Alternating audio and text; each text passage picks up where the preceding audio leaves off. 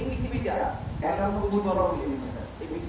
এই পৃথিবীর যে সূর্য 13 লক্ষ কোটি দূরে, কত? 13 লক্ষ কোটি দূরে। এই যে সূর্য, একটা সূর্যের ভিতরে এরকম 13টা পৃথিবী ঢুকাই দেওয়া হবে।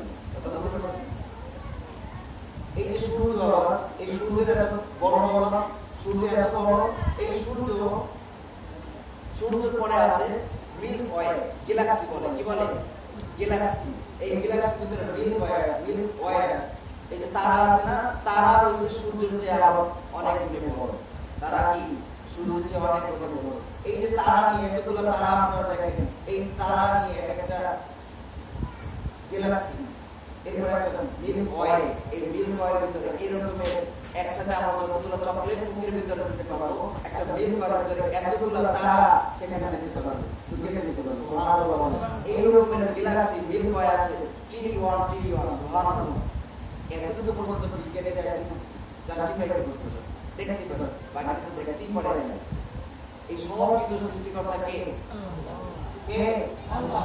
যারা যখন রব হয়ে যাবে তার আর কিছু প্রয়োজন নেই, তার কি নাই? আর কিছু প্রয়োজন নেই। কারণ যারা রব হয়ে যাবে দুনিয়ার সব তার হয়ে যাবে। লা খাউফুন, তার কোনো ভয় নেই, ওয়ালা হুম ইয়াহজানুন, তার কোনো চিন্তা